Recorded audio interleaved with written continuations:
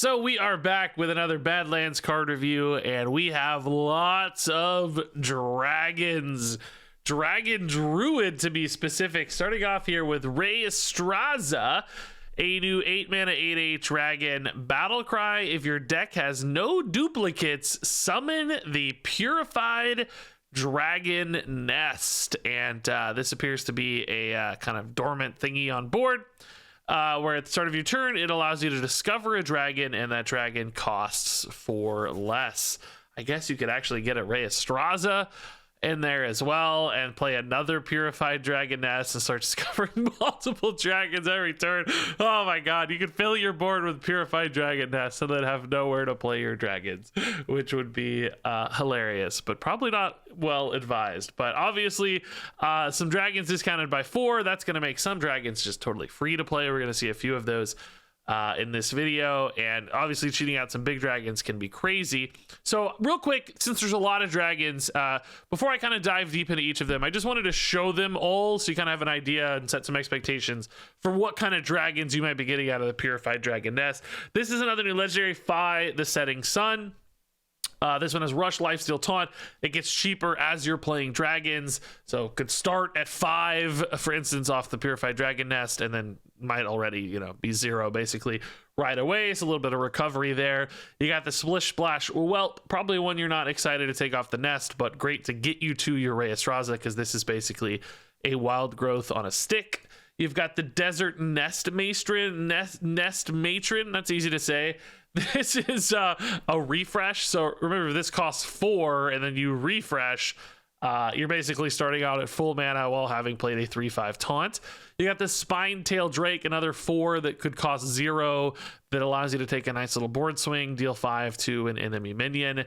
And then the Dragon Golem is another new dragon. This is like a taunt Spreading Plague type card where you're getting a bunch of taunts for each dragon in hand, which of course, if you're picking up a bunch of dragons along the way, could be a way to do that. We've also got some ways to pick up those dragons. This is a new card draw card that draws you 2 dragons. This is a new generator that allows you to get 2 random dragons, either 5 or less or 5 or more. And yeah, I think that's it for the dragon cards. We'll get to that one later. But as you can see, quite a little dragon package coming together here to give you some fun stuff to grab off of the Purified Dragon Nest. Now, obviously, there are also neutral dragons as well, and one previous Druid dragon too, which is Topior, which Topior probably wouldn't hurt a deck like this necessarily, but if you're playing a lot of minions in specifically, Topior probably does a little bit less. Here you can see the ones I just talked about in the Topior and Druid. If you go to the neutral set, you've got obviously a lot more, which these will kind of pollute the dragon pool to some extent. Like, you're not going to want a bunch of like Starlight Whelps. You probably don't even want a bunch of amalgams, but some aren't bad. A Twilight Drake or an Azure Drake for like, a 1-mana Azure Drake. That's not a bad card, right? The Sunspot Dragon here is actually pretty good. This could be insane for 2 because it's going to have its quick draw active. That could just go face, right? So there's definitely a mix of high quality and high cost and low quality stuff, but you're going to have something good pretty much every turn, I think, basically, off of the Purified Dragon Nest, which is definitely what you need. Now, of course, this is a Highlander support card, so that is going to give you some deck building restrictions right off the bat. You're not going to be running you're not going to be running 2 Phis because it's a legendary, but you're not going to run 2 Splish Splash Whelps probably. You could try. Sometimes that would work occasionally, but would often fail. So a lot of these that kind of reward consistency, like the Splish Splash Whelp, I don't know. You're going to have to fill out your deck with some other stuff. But thankfully, I think the kind of this here helps you find your dragons you care about, and this helps you generate enough dragon consistency, hopefully, to make some of these cards good along the way to your Ray Estraza. And once you find this early enough, you're kind of off to the races. If you don't find this early enough, you might be in trouble, but you probably have various ways to try to tutor towards this. A Druid to fix any of those gaps, run a Talon Forging or whatever. With this as your highest cost card, and you're good to go, although that does maybe preclude you from 5, but whatever, you'll figure it out. So hopefully the deck building restriction here isn't too much to hold back Ray Estraza. I say hopefully, not with like personal preference, but just, for the sake of this card, I don't know if I want Dragon Druid to be a really good thing. It's a lot of cost discounts off the Purified Dragoness. That makes me personally nervous, but for her sake, hopefully for her, the consistency issues here don't hold this back, and this card has that potential to reward that inconsistency and definitely recover a lot of the downside you've taken as a Highlander deck, because once you start getting a bunch of Fies and stuff for free, and you start getting a bunch of Nest Matrons and Spinetail Drakes, you are absolutely going to recover and start to snowball towards a victory. It's just that teetering balance between how quickly do I achieve that and can I recover fast enough. It's not always going to be an easy solve, I don't think. So next up, let's talk about the rest of this dragon package, and I've already kind of covered these little, so we'll try to go faster. Fi the Setting Sun here, 9 mana, 4/12 dragon. Rush, Lifesteal, Taunt costs 1 less for each dragon you've summoned this game. So potentially 0 mana dragon here, which sounds scary after the Yogg-Saron world we've been living in for a while, but ultimately won't feel nearly as swingy or game-winning as a card like Yogg. Also, of course, a little bit harder to discount. You're going to have to be spending a significant chunk of mana on dragons, and rarely is this a card I think you're going to see coming down particularly early in the game. I mean, even if you play a dragon on curve on like 2, 3, 4 sort of thing, you've only discounted this by 3. It's not coming out on turn 5. You're looking at maybe like turn 6, turn 7 for this, honestly, which perhaps gives you just enough time to get to your Reyestraza safely. I think more realistically, this is a card you're going to be using to kind of stabilize after playing your Reyestraza, maybe even a couple turns after, once you've gotten some cheap dragons off the nest. This gets down to a playable state. You use that lifesteal, that taunt to hopefully win it out against, some more board-based aggressive decks, because this is clearly a big defensive wall. But I do think this is actually going to feel pretty clunky in hand a lot of the time up until that point. And is there a chance it gets cut because of that and you just like rely on the dragon nest instead? I think that's a possibility. You just hope to find these off the nest as opposed to actually having to run it, because it might just get stuck a little too long. I think that's a very realistic chance, but ultimately this is still a big payoff for a dragon deck. I'm pretty sure people are going to toss this in just because they need dragons, and you need cards in a Highlander deck, so you can't really afford not to run stuff. So I'd say we'll get played. We'll definitely feel good late in the game. It's just going to get stuck a lot early, I bet, and as such, we'll probably not feel like the most exciting reason to play dragons or the defining card by any means. It'll just kind of be good sometimes and be there, and it'll feel like it's near the bottom of your deck, but in a Highlander deck, still has to make the cut, right? I think this one will feel much, much better for dragon decks. The Splish Splash Whelp, this is the 2 mana 2/1. It's a wild growth if you're holding a dragon, which, of course, if you're committing to a Highlander dragon package, you would expect to hit the dragon super consistently in the case of the Splish Splash Whelp. You've got a handful of Druid dragons here. Of course, you're going to be able to splash in some neutrals as well for your Highlander deck. Now, that said, you're not going to be hitting this on 2 very often in a Highlander deck because there's only one of these. It's just not going to land that regularly. So it will still sometimes feel good on turn 5, turn 6, whatever, help you get 1 turn closer to your Reyestraza, which is going to be your win condition, I'm sure. Play this on turn 6 to play the Reyestraza on 7. That's totally fine. That's going to be worth the running this, I'm sure, and it's certainly going to be worth it the times you hit this on turn 2, because that's where you're really going to race out to some wins. But for this deck to feel good, you might occasionally have to hit like the Splish Splash on 2 and the Rhea early to really make it good. And if you miss that side of the deck, and if you miss these power cards, it might feel like you're kind of plodding along and not doing a lot of super powerful things. But regardless, this feels like one of the more powerful reasons and options in this deck for sure.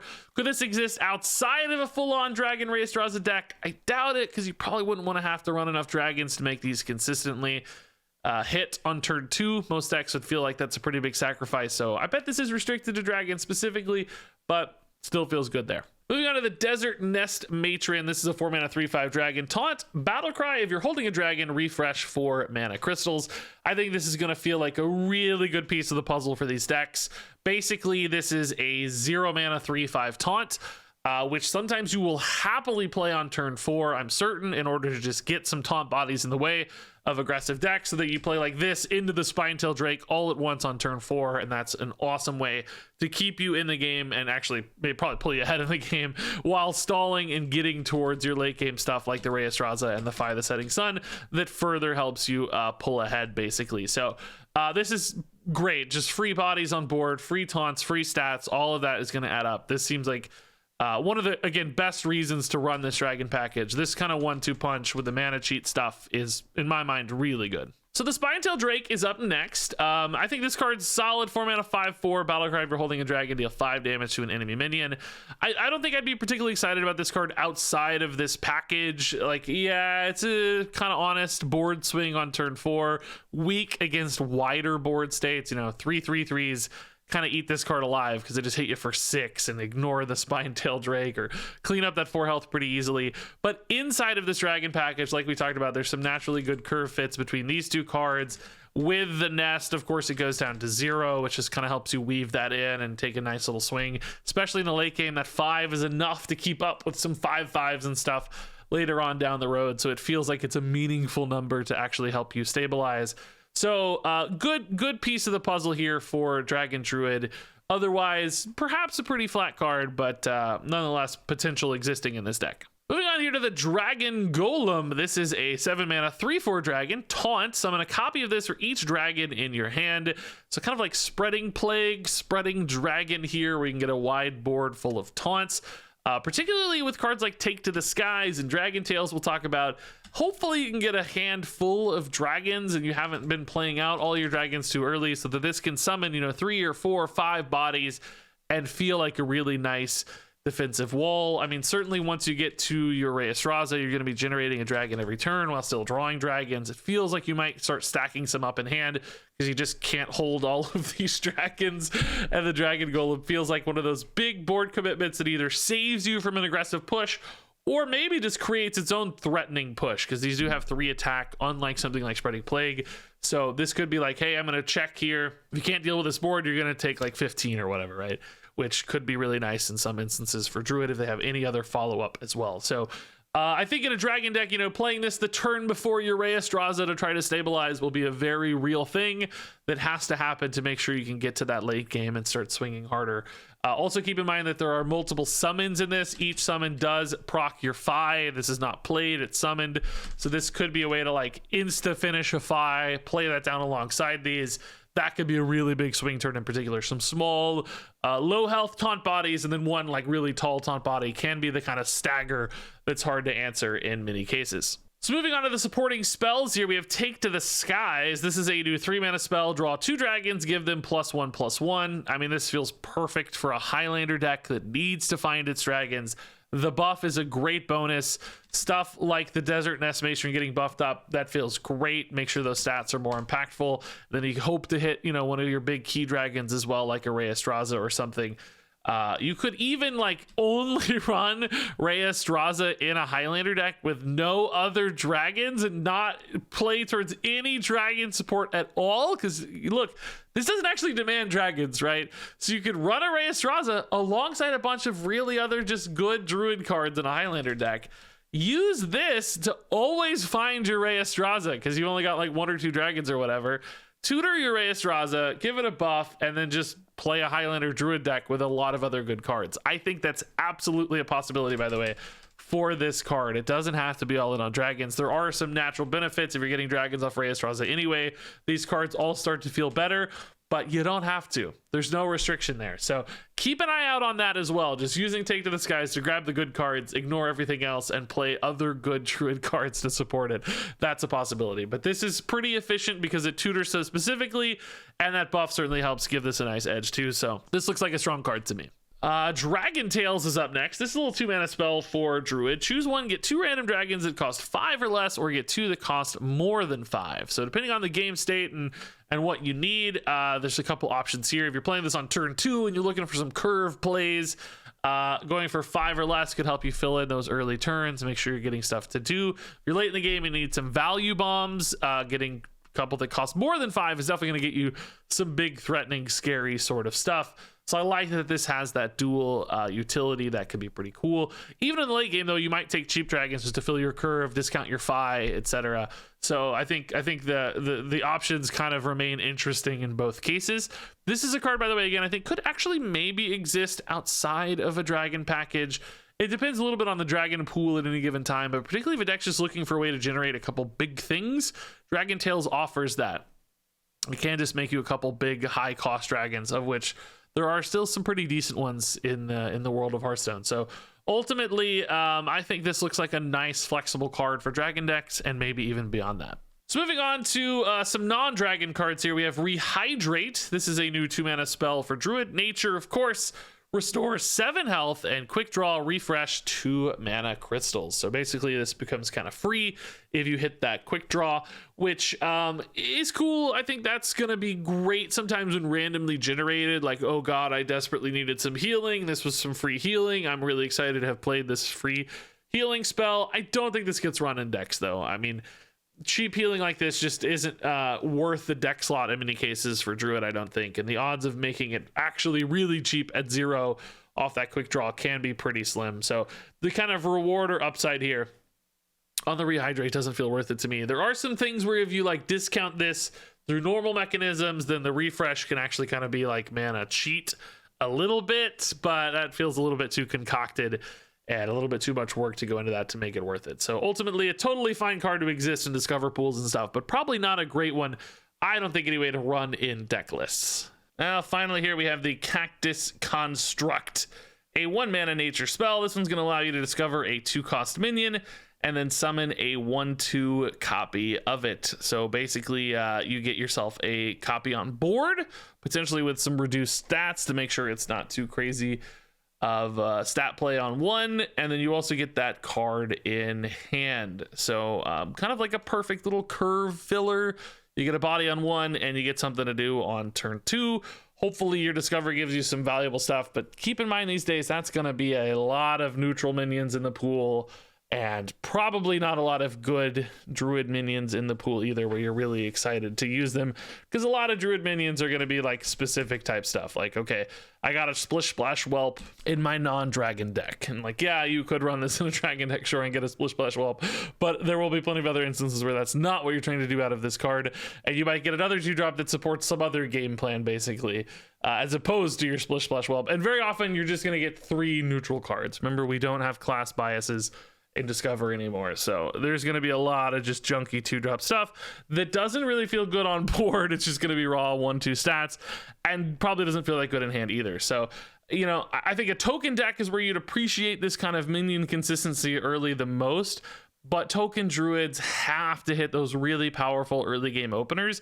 And this feels more like a backup plan than a really powerful early game opener to me. Like, if you have to play this on turn 1 and 2, you're probably going to lose the game because you haven't done the awesome, cool, strong opener stuff you need to be doing to get out ahead in those token druid boards. So do they run a backup plan like this? Does that help? I don't think so. And then other decks just aren't going to get enough out of this. Like, I'd rather just pass and have a good card in hand than have 2 garbage things off of my Cactus Construct. So ultimately, any like curve filling upside on this just doesn't feel worth it to me, and I don't see this working in token decks very well either. Rheastraza is a 4-star card. By the Setting Sun is a 3-star card. Splish Splash Whelp is a 4-star card. Desert Nest Matron is a 4-star card. Spinetail Drake is a 3-star card. Dragon Golem is a 4-star card. Take to the Skies is a 4-star card. Dragon Tails is a 4-star card. Rehydrate is a 2-star card. Cactus Construct is a 2-star card. And there you go, folks. That wraps it up for this review. Some pretty exciting stuff. This deck looks really fun to me, honestly. Druid's kind of been the big bad a lot lately in Hearthstone. Hopefully this does not feel again like a big bad mana cheat deck that's super annoying, because I like playing big dragons. I like big minions. I like Highlander decks. There's a lot of things happening here that I think I could definitely enjoy. I'm curious to hear if you guys think this is going to be an insanely good deck. I'm curious if you think Rheastraza could be played outside of the dragon package, just as a Highlander payoff card and nothing more. I think that's maybe even the most likely way this gets played, but I want to try the all-in dragon game plan too. So share your thoughts down below. Thanks so much as always for watching. Stay tuned for more reviews, and until next time, game on.